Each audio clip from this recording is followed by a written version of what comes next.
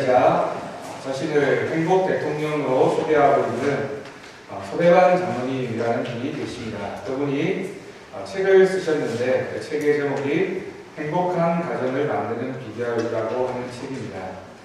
이 행복한 가정을 만드는 비결이라는 책에서 부부가 함께 읽으면 참 좋은 글이 실려 있어서 여러분들에게 소개해 드리려고 합니다. 제가 읽어 드릴 테니까 여러분 앞에 나와 있는 화면을 보시면서 행복한 가정이 또 부부가 어떤 모습이어야 하는지를 우리 함께 생각해 보았으면 좋겠습니다. 세상에 이혼을 생각해 보지 않은 부부가 어디 있으랴. 하루라도 보지 않으면 못 살 것 같은 날들 흘러가고 고민하던 사랑의 고백과 열정 모두 식어가고 일상에 반복되는 습관에 의해 사랑을 말하면서 근사해 보이는 다른 부부들 보면서 때로는 후회하고 때로는 옛사랑을 생각하면서 관습에 충실한 여자가 현모양처고 돈 많이 벌어오는 남자가 능력 있는 남자라고 누구 정해놓았는지 서로 그 틀에 맞추어지지 않는 상대방을 못마땅해 하고 자신을 괴로워하면서 그러나 다른 사람을 사랑하려면 처음부터 다시 시작하기가 귀찮고 번거롭고 어느새 마음도 몸도 늙어 생각처럼 간단치 않아 헤어지자 작정하고 누구하고 살 거냐고 물어보면 10번 모두 엄마 아빠랑 같이 살겠다는 아이들 때문에 눈물 짓고 비싼 옷 입고 주렁주렁 보석 달고 나타나는 친구, 비싼 차와 풍광 좋은 별장 갖고 명함 내미는 친구, 까마득한 날 흘러가도 융자받은 돈 각기 각각 내 집 마련 멀 것 같고 한숨 푹푹 쉬며 에고 내 팔자야 노래를 불러도 어느 날 몸살 감기라고 호되게 앓다 보면 빗속에 빗길에 달려가 약 사오는 사람은 그래도 지겨운 아내, 지겨운 남편인걸. 가난해도 좋으니 저 사람 곁에 살게 해달라고 빌었던 날들이 있었기에 시든 꽃 한 송이, 굳은 케이크 한 조각에 대한 추억이 있었기에 첫 아이 낳던 날 함께 흘리던 눈물이 있었기에 부모상 같이 치르고 무덤 속에서도 같이 눕자고 말하던 날들이 있었기에 헤어짐을 꿈꾸지 않아도 결국 죽음에 의해 헤어질 수밖에 없는 날이 있을 것이기에 어느 햇살 좋은 날 드문드문 돋기 시작한 하얀 머리카락을 바라보다 다가가 살며시 말하고 싶을 것 같아 그래도 나밖에 없노라고 그래도 너밖에 없노라고 이런 글입니다. 여러분 들으시니까 마음이 어떠십니까? 본인의 얘기라는 생각이 드시는 부분이 몇 부분 있으신가요? 아니면 나도 내 아내에게 내 남편에게 조금 더 관심을 가져야 되겠다는 생각이 드십니까? 결혼에 대해서 정의하기를 두 죄인이 한 공간에서 살아가는 것이라고 정의하는 내용을 들은 적이 있습니다. 두 죄인이 한 공간에서 산다는 것은 결코 쉬운 일이 아닙니다. 너 없으면 못 산다고 했던 서로가 너만 없으면 살겠다고 할 만큼 그런 관계에 도달했어도 떠날 때쯤 되면 그래도 미운 정 고운 정이 들어 사랑했다고 그래도 나밖에 없지 않냐고 너밖에 없노라고 고백하는 것이 부부인 것 같습니다. 정말 마음을 다해서 사랑해서 결혼했는데 시간이 지나고 한참 지나다 보면 그 결혼이라는 것이 사랑이라는 것이 또 두 죄인이 만나서 한 가정을 만들다 보니까 참 마음속에 갈등이나 상처나 서로 주고받는 많은 아픔들이 생겨나는 것만 같습니다. 오늘이 5월 17일이고요. 이제 목요일이 되면 5월 21일 부부의 날이 됩니다. 여러분들 부부의 날이 5월 21일인 것은 다 알고 계셨습니까? 21일이라는 숫자가 둘이 하나 된다라는 뜻으로 5월 21일을 부부의 날로 정해놓았습니다. 우리 아내 되신 분들이 고개를 옆으로 너무 크게 흔들면 제가 그 남편분이 어떻게 평소에 대하시는가를 상상하게 되니까 너무 크게 이렇게 고개를 흔들지는 마시고 그런 날이 우리는 당연히 지내고 있다는 뜻으로 이렇게 싱긋 웃으시면 되겠습니다. 이 날이 생겨나게 된 것은 어린이날에 한 방송에 출연한 아이가 그 방송에서 너의 소원이 무엇이냐라고 묻는 방송 사회자의 그 질문 앞에서 내 소원은 엄마 아빠가 함께 사는 것이다 라는 말하는 것을 보고 어떤 목사님이 충격을 받아서 야, 우리 사회에 부부가 이래서는 되겠느냐라는 생각을 가지고 부부가 하나 되는 날을 우리가 지키고 기념하자라는 그런 캠페인을 벌이다가 1995년부터 우리나라에서 이제 5월 21일을 부부의 날로 정해서 지키게 되었다라고 합니다. 여러분, 말로 서로 사랑한다라고 고백하기가 어려운 가정이 있다면 그날은 장미를 한 송이라도 선물해 보는 것은 어떨까라는 공면을 해드립니다. 남편은 아내를 사랑한다라는 의미로 붉은 장미를, 아내는 남편에게 사랑과 존중의 표시로 분홍색의 장미를 선물하면서 연애했던 그 시절에 따뜻했던 그 마음을 되살려보는 것은 어떨까라는 생각입니다. 여러분, 결혼한 지 이제 5년이 지났습니까? 10년이 지났습니까? 15년, 20년, 25년, 30년, 그 먼, 그 긴 세월 동안 살아오시면서 어떤 마음으로 살아오셨습니까? 때로는 이제는 사랑하는 아내가, 남편이 내 곁을 떠나가서 내게도 아내나 남편이 있었던 때가 있었는데 라고 추억하는 분들도 이 자리에 계시리라고 생각이 듭니다. 그런데 참 살아가면서 사랑을 고백하는 것이 아무래도 어려운 것 같습니다. 어떤 의미에서는 장미 한 송이 그냥 이렇게 가져다 주는 게 쉽지, 사랑한다라는 말을 연전해서 한다라는 게 얼마나 거북하고 힘든 일입니까? 특별히 경상도에서 경상도 남자들이 아내에게 진지하게 눈을 쳐다보면서 여보 사랑해 라는 말을 할 수 있는, 정말 그렇게 용기 있는 남편이 있다면 정말 존경받아 마땅한 그런 남자가 아닐까라는 생각을 하게 됩니다. 네, 어려우시더라도 이번 주간에는 특별히 5월 21일은 부부의 날이니까 한 번쯤 큰 마음 먹고 똑바로 쳐다보기가 어려우면 눈을 감고서라도, 아니면 부엌에서 일하고 있는 아이를 뒤에서라도 바라보면서 사랑해 여보라고 외쳐보는 그런 실천의 모습이 있기를 간절히 바랍니다. 네, 다음 주에는 제가 아내분들에게 확인해 볼 겁니다. 하셨는지 안 하셨는지 저희 집사람에게 물어보지 마십시오. 또 이 자리에 앉아 계신 남편분들은 꼭 5월 21일 날은 작은 선물이라도, 장미 한 송이라도, 사랑한다라는 고백이라도 해오셨으면 좋겠습니다. 어느 부부 세미나에서 남편들이 아내에게 전화를 걸어서 사랑한다라고 고백하는 순서가 있었습니다. 그런데 그 세미나에 어느 교회 목사님이 참석하게 되셨습니다. 아마도 이 부부 세미나에 참석해서 좋은 내용을 공부해 와서 본인의 교회에서도 한번 적용해 봐야지, 가르쳐 봐야지 라는 생각을 가지고 세미나에 참석하셨던 것 같습니다. 그런데 이제 그 시간이 되어서 집에 있는 아내에게 사랑한다라는 고백에 전화를 하라고 하니까 평상시에 사랑한다는 고백을 하지 못하던 이 목사님이 자신의 집에 어쩔 수 없이 전화를 걸었답니다. 사모님이 전화를 받았습니다. 여보 잘 있었어? 네, 잘 있었어요. 세미나 잘하고 있어요? 이런 대답을 해보면 그 다음에 여보 사랑해 라는 말을 해야 되는데 평소에 워낙 안 하던 말인지라 그 말이 이제 잘 안 나오는 겁니다. 그래서 여보 사찰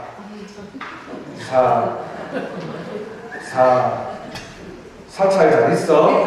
네, 이렇게 얘기했다고 합니다. 그만큼 사랑한다는 말을 하는 게 그처럼 어려운 것 같습니다. 여러분, 가정의 날, 가정의 주간을 보내면서 또 가족의 핵이라고 할 수 있는 부부가 어떻게 하면 하나님 은혜 가운데 건강하게 화합하며 살아갈 수 있을까, 오늘 말씀을 준비하면서 우리 사랑하는 성도들의 가정에는 먼저 부부에서부터 출발해서 정말 아름답고 행복한 그런 가정을 만들어 가기를 원하며 하나님 앞에 약속하는 이 시간이 될 수 있기를 바랍니다. 먼저 우리는 이런 가정의 날에 기억해야 될 하나님의 말씀은 서로 존중히 여기며 살아야 한다라는 사실입니다.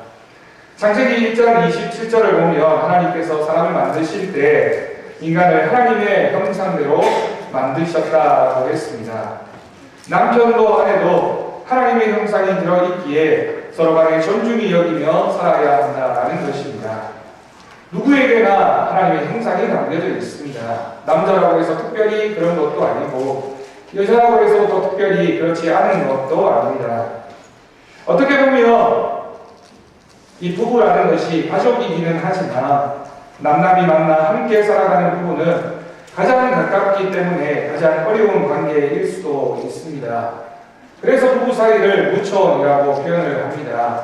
너무나도 가까워서 무촌이기도 하지만 또 헤어지고 나면 전혀 아무런 관계가 아닐 수 있기 때문에 무촌이라고 표현을 한다고 합니다. 우리가 부부간에 서로 존중히 여기는 마음이 없으면 많은 상처와 아픔을 가지고 살아갈 수밖에 없습니다. 그러므로 서로서로 좋은 관계를 소중히 갖고 가는 관계여야 합니다. 그러려면 서로를 존중히 여기는 마음이 있어야 합니다. 여러분, 존중히 여기는 마음이 무엇일까요? 우리가 상대방에 대해서 그 사람을 존중한다라는 말의 뜻이 무엇입니까? 탈무드를 보면 이런 말씀이 있습니다. 시집가는 딸에게 하는 말입니다. 딸아, 만일 네가 남편을 왕으로 존경한다면 그는 너를 여왕처럼 무대할 것이고 네가 계집종처럼 처신한다면 남편은 너를 노예처럼 다룰 것이고 만일 네가 너무 자존심을 내세워서 그에게 봉사하기를 싫어한다면 그는 힘으로 너를 하녀같이 부릴 것이다. 그리고 남편이 친구 집을 방문하러 갈 때는 목욕도 하게 하여 몸치장을 잘해서 보내도록 할 것이며 남편의 친구가 놀러왔을 때에는 극진히 대접할 것이다. 그리하면 남편으로부터 귀여움을 받게 될 것이다. 따라 언제나 가정의 마음을 쓰고 그의 소식품을 귀중히 여기라. 남편은 기꺼이 내 머리에 관을 씌워줄 것이다 라고 했습니다. 물론 탈무드의 기록이다 보니까 오늘날에 다 적용할 수 없는 부분이 있기는 하지만 아내가 남편을 존중히 여기고 또 남편이 그 아내를 존중히 여기는 것은 행복한 가정을 만들어가는데 가장 기초적인 모습이라고 할 것입니다. 그러면서 우리는 부부간에 언어 생활에 있어서 굉장히 많은 주의를 기울여야 합니다. 물론 부부간에 존칭을 사용하는 것이 굉장히 본면한 말한 일이긴 하지만 극존칭은 아니더라도 서로 존중하는 말을 하는 것은 굉장히 중요한 모습입니다. 때로는 부부 사이에 나이 차이가 많이 나는 경우에 야 라고 부르거나 너 라고 표현하는 것은 삼가해야 할 것입니다. 또한 남편이 없는 동안에 남편을 향해서 욕을 하거나 또는 분노하는 마음을 이기지 못해서 남편의 물건을 함부로 다루면서 남편을 경하게 여긴다면 그 모습이 결국에는 아내를 존중하지 못하는 모습, 또 남편을 존중하지 못하는 모습으로 나타날 수밖에 없습니다. 또한 다른 이웃과의 관계에서도 마찬가지입니다. 내가 내 친구에게, 내 이웃에게, 내 남편에 대해서, 내 아내에 대해서 존중하지 못하는 말을 습관적으로 하게 되면 결국에는 다른 사람들도 내 아내나 내 남편을 없이 여길 수밖에 없다라는 것입니다. 공부를 많이 못했다라는 이유로 아내나 남편을 무시해서도 안 됩니다. 또한 다른 사람들에게 상대방을 비하하는 말을 해서도 안 됩니다. 또는 서로 싸우게 되는 일이 있다 하더라도 폭력을 사용하거나 손찌검을 하는 일은 결국에는 씻을 수 없는 상처를 주고받을 밖에 없기 때문에 우리가 믿음의 가정이라면 그런 일은 결코 있어서는 안 될 것입니다. 서로가 지배하거나 억압하지 않고 의견을 존중히 여겨야만 합니다. 때로는 여러분, 사랑이라는 그런 마음, 이름을 가지고 상대방을 내 마음대로 하려고 하는 그런 모습을 볼 때도 있습니다. 관심이 너무 없어도 문제이지만 사랑하는 마음이 너무 지나치다 보면 상대방을 내 마음대로 다 하는 것이 사랑이다라고 생각하는 잘못된 생각을 하는 부부들도 있다라는 것이죠. 상대방이 하는 말에 귀를 기울여주고 함께 지혜롭게 타협해가는 가정이야말로 아름다운 가정이라고 할 것입니다.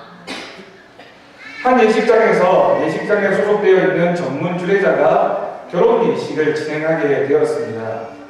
그리고 예식이 끝나자 신랑이 주례자에게 와서 말했습니다.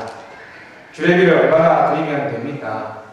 이 말을 들은 주례자가 장난기가 발동해서 신부가 당신이 생각하기에 예쁘다고 생각하는 것만큼 나에게 주례비를 달라라고 요청을 했습니다. 아마도 이 주례자의 생각에는 많이 받지 않을까라는 생각이었던 것 같습니다. 그런데 고민하며 신부에게 다녀온 신랑이 주례자에게 10,000원짜리 지폐 한 장을 담은 봉투를 주었습니다. 봉투를 확인한 이 주례자는 당황했지만 이내 냉정을 찾고 돌아서려고 하는 신랑을 불러 세우더니 이렇게 말했습니다. 이복에 9,000원은 거스러 줄 테니 받아가게 라고 이렇게 얘기를 했다는 겁니다. 무슨 뜻인지 이해가 안 되십니까? 예쁜 만큼 돈을 달라고 하니까 이 신랑이 자기 아내를 보니까 인물이 아니었던 것 같습니다. 그래서 10,000원을 봉투에 담아서 주례자한테 주니까 주례자는 그것을 받고는 기가 막혀서 10,000원의 가치도 없다라고 하면서 9,000원을 거슬러 주더라는 그런 얘기입니다. 이 얘기도 우리에게 이와 같은 사실을 가르쳐 줍니다. 내가 아껴야 할 사람은 내가 귀중하게 생각하는 것만큼 그 귀하게 생각하는 마음이 돌아오게 된다라는 겁니다. 부부 사이에도 내가 그 사람을 향해서 존중히 여기고 사랑하고 표현하는 것만큼 반드시 그 마음이 돌아오게 되어져 있습니다. 여러분, 남편을 왕으로 아내를 왕비로 삼아서 천국의 기쁨을 누리는 가정들이 될 수 있기를 간절히 바랍니다. 두 번째로 우리가 기억해야 할 것은 채우는 존재로 살아가야 합니다. 하나님은 아담이 혼자 있는 것을 보시고 좋지 아니하여 돕는 배필을 지으셨다라고 오늘 본문은 기록하고 있습니다. 여러분, 인간은 서로 불완전한 존재입니다. 이 세상에 그 어떤 사람도 완전한 사람은 없습니다. 그러므로 서로의 부족을 바라보며 그것을 채우는 존재로 살아가야 합니다. 대부분의 가정에서 남자들은 대부분 자신이 완전하다라고 생각합니다. 그래서 자신은 완전하니까 아내를 향해서 요구하는 요구의 내용들이 얼마나 많은지 모릅니다. 다시 말해서 아내에게 바라는 존재로 바라는 것들이 많은 상태로 살아가게 된다는 것이죠. 그러다 보니까 내가 원하는 것, 내가 요구하는 것 채워지지 않으면 화를 내고 관계가 깨어지기 쉽습니다. 오늘날에도 가부장제 하에서 자라난 그런 문화 때문에 남편들이 아내에게 바라는 것들이 너무 많아서 그 바라는 것들을 채워주지 않으면 아내를 가볍게 여기거나 아내를 무시하는 남편들이 가정에서 종종 보게 됩니다. 그렇지만 남편도 불완전한 존재이며 아내도 불완전한 존재이기 때문에 그 부족한 부분을 서로 채우는 모습이 있을 때 그 모습을 통해서 우리는 행복한 가정을 만들어갈 수 있게 됩니다. 여러분, 부족함을 바라보기 시작하면 그 부족함을 바라보는 그 마음 때문에 갈등을 겪을 수밖에 없습니다. 사람에게는 누구나 다 부족하고 연약한 부분이 있는데 그것들만 자꾸 들여다보면서 이거 부족해 저거 부족해 드러내기 시작하면 결국은 그 부족한 것이 그 사람의 전부가 된다는 것이죠. 여러분, 거울을 한번 들여다보십시오. 여러분들의 모습을 들여다보면 다 만족스러우십니까? 내 얼굴을 바라보면서 다 만족스럽지 않아서 이 부분은 고쳤으면 이 부분은 좀 어떻게 했으면 이라고 생각이 드는 것이 우리들의 마음이지 않습니까? 그런데 그 부분을 자꾸만 들여다보기 시작하면 그 부분이 점점 더 커져서 결국에는 내가 가진 모든 것에 만족하지 못하게 됩니다. 서로를 바라보는 부부간의 관계도 마찬가지입니다. 부족함을 들여다보기보다는 좋은 점, 장점을 발견하기 시작하면 그 장점이 점점 더 커져서 장점만 있는 남편과 아내로 우리의 마음속에 받아들여지게 된다는 것입니다.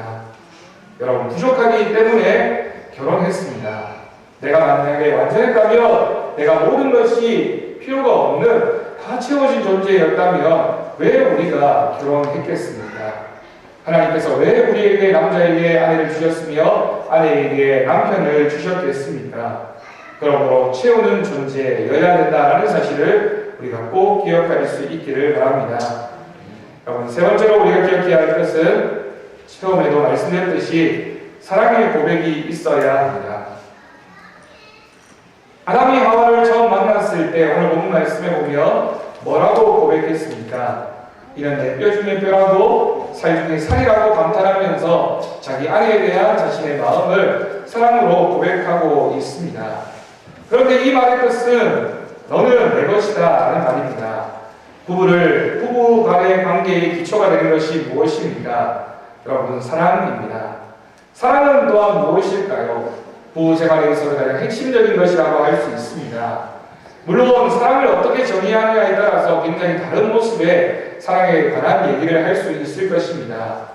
물론 연애했을 때는 정말 불같은 사랑을 하는 그것이 사랑이라고 생각할 수도 있지만 결혼 생활을 오래 지속하다 보면 사랑의 모습이 굉장히 다양하게 많이 변화되고 또 여러 가지 모습을 통해서 우리는 사랑을 확인할 수 있게 됩니다.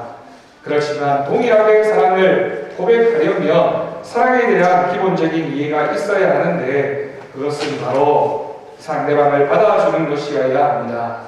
상대방을 있는 그대로 받아주는 것, 그것이 바로 사랑하는 마음의 첫 번째 원칙이고 그것을 우리가 인정할 때 진정한 사랑을 만들어갈 수 있게 됩니다.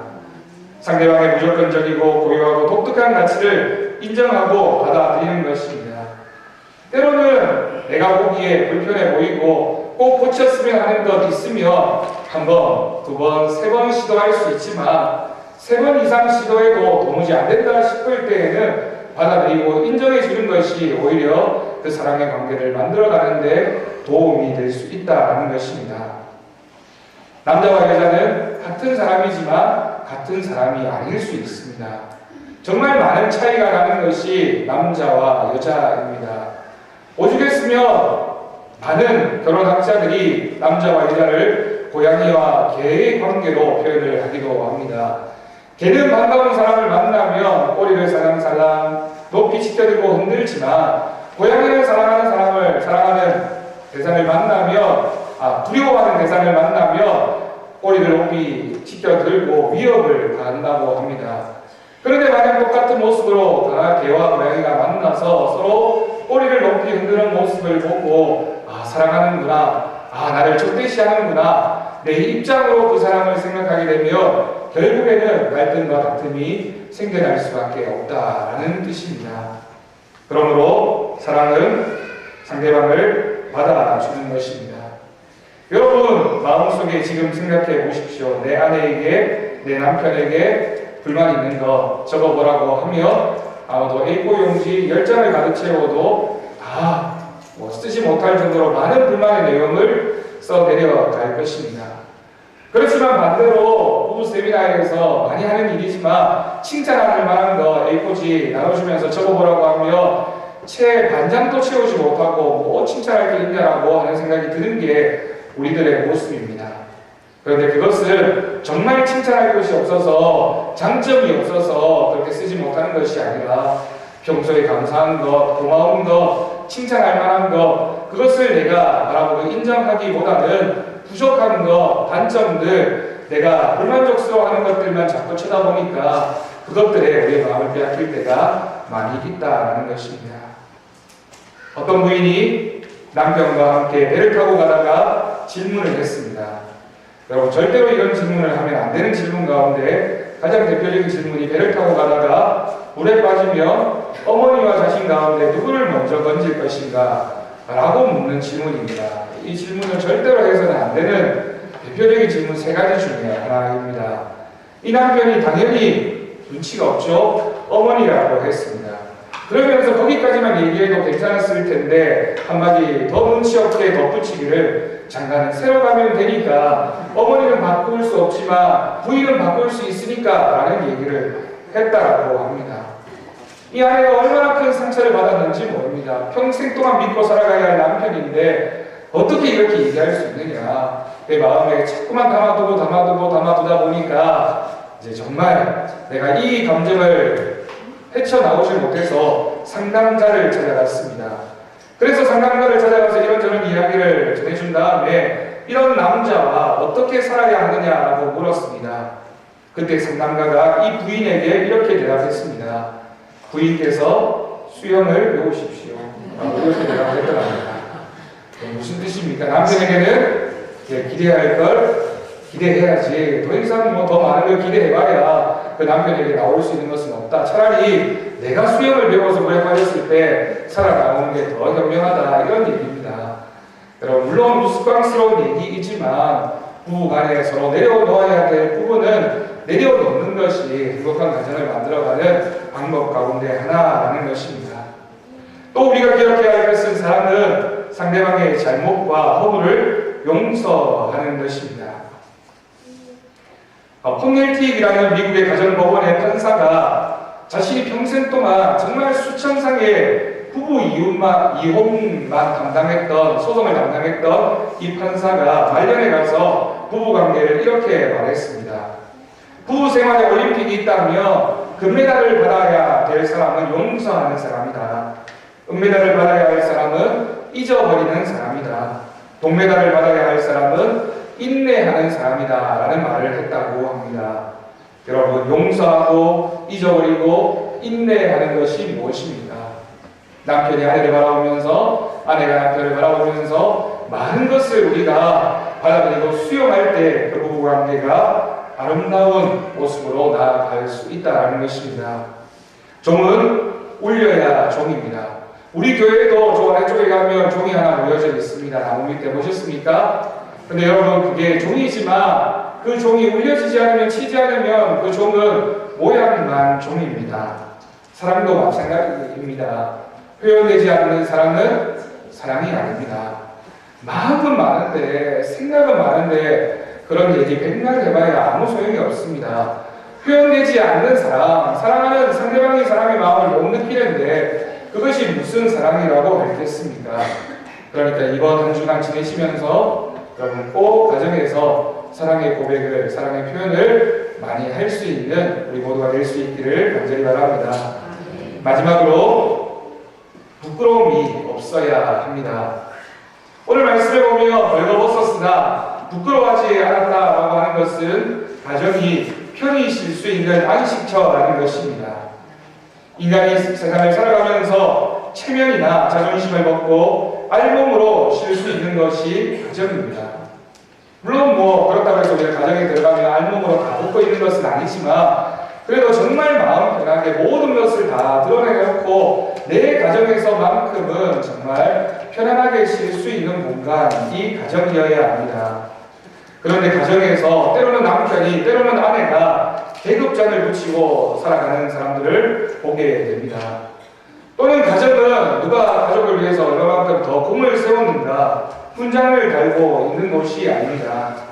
또는 가정은 비서를 거느리고 업무를 보는 직장도 아닙니다. 그렇기 때문에 가정에 들어오면 남편은 넥타이를 풀어야 하고 아내도 마음속에 메고 있었던 머리띠를 풀어야 합니다. 모자도 벗어야 합니다. 모든 것을 내려놓고 쉴 수 있는 곳, 그래서 서로에 대해서 서로 자유하며 서로의 마음을 얼마든지 표현하고 받아들일 수 있는 모든 것을 용납하고 위로하고 안을 수 있는 공간이 바로 가정이어야 합니다. 여러분, 5월 가정의 날을 지내면서 오늘 우리가 들은 이 말씀을 꼭 기억할 수 있기를 바랍니다. 말씀을 마치면서 여러분, 가정은 우리에게 천국이 될 수도 있고 지옥이 될 수도 있습니다. 허물을 다 보게 되면 지옥이 되고 허물이 감추어지면 천국이 됩니다. 여러분, 천국이 어떤 곳입니까? 허물이 보이지 않는 곳입니다. 허물이 없어서 천국이 된 것이 아니라 허물을 보지 않기 때문에 천국이 되는 것입니다. 지옥은 반대로 어떤 것입니까? 있는 허물을 자꾸만 들여다보는 것이 지옥입니다. 그러므로 서로 허물이 있어도 허물로 보지 않고 의롭게 여기는 곳이 가정이어야 합니다. 여러분, 청년들에게 이런 얘기를 합니다. 결혼할 때는 두 눈을 부릅뜨고 배우자를 찾아야 하지만 결혼하고 나서는 한쪽 눈은 지그시 감고 살아야 하는 것이 가정이다, 결혼이다 라는 얘기를 합니다. 한 눈을 감고도 도저히 안 되겠다 싶으면 두 눈을 다 감고서라도 살아가야 하는 것이 가정이고 우리가 만들어가야 하는 가족입니다. 남편은 아내의 허물을 보면 안 됩니다. 아내도 남편의 허물을 보기 시작하면 그것 때문에 그 가정은 깨어질 수밖에 없습니다. 가정은 허물을 돕는 하나님의 속죄소가 되어야 하고 하나님의 임재를 체험하는 처소여야 하며 하나님을 예배하는 성전이어야 합니다. 가정은 천국의 모델이라고 합니다. 그러므로 여러분들의 가정이 하나님이 임재하시는 그런 천국과도 같은 곳이 될 수 있기를 바랍니다. 천국은 모든 것을 다 용서하고 우리의 모든 것을 다 보여줄 수 있는 공간입니다. 천국은 명예도 자랑도 허물도 죄악도 다 벗고 들어가서 그곳에서만큼은 서로가 서로에 대한 마음을 확인하며 인정하고 인정받고 용서하고 용서받고 사랑하고 사랑받는 공간이 우리가 만들어가야 하는 과정이다라는 사실을 생각하시고 오늘 이 가정의 달에 하나님 앞에 아름다운 가정을 만들기로 작정하는 우리 모두가 될 수 있기를 바랍니다. 특별히 한 가지 더 부탁드리는 것은 혹시 우리 성도들 가운데 혼자서 교회를 출석하시는 분이 계시다면 남편을 향해서 아내를 향해서 동일한 모습으로 사랑하십시오. 어쩌면 여러분들보다 더 연약한 존재가 믿지 않는 남편이고 믿지 않는 아내일 수 있습니다. 아직은 하나님 앞에 더 연약한 존재이기 때문에 더 섬기고 더 사랑해주고 우리 부인이 우리 남편이 교회를 다니니까 이처럼 나에게 잘해주는구나 라는 생각이 들 정도로 겸손하게 잘 섬기며 그 사랑의 마음에 감동을 받아서 하나님께서 반드시 여러분들의 아내와 남편을 꼭 하나님께로 인도하여 주시고 아름다운 가정을 만들게 하실 것으로 믿습니다. 그 믿음 가지고 기도하는 이번 한 달이 될 수 있기를 간절히 바랍니다. 기도하겠습니다. 하나님 아버지 감사합니다. 하나님께서 가정의 달 5월을 맞이하면서 우리에게 둘이 하나 되는 것이 아름다운 가정이라고 말씀하여 주셨습니다. 하나님, 우리 가정, 우리 사랑하는 성도들의 가정이 정말 이런 가정이 되게 하여 주옵소서. 하나님이 만드시는 가정이 되게 하시며 행복한 가정이 되게 하시고 서로의 사랑이 확인되어지는 가정이 되게 하시며 존중이 여기며 살아가는 가정이 되게 하시고 채우는 존재로 살아가는 가정이 되게 하시며 상대방을 향한 고백이 있는 가정이 되게 하여 주옵소서. 하나님, 그런 가정 만들어서 하나님의 기쁨과 하나님의 은혜를 나누는 모습이 있게 하여 주옵소서. 감사드리옵고 예수님의 이름으로 기도드립니다. 아멘.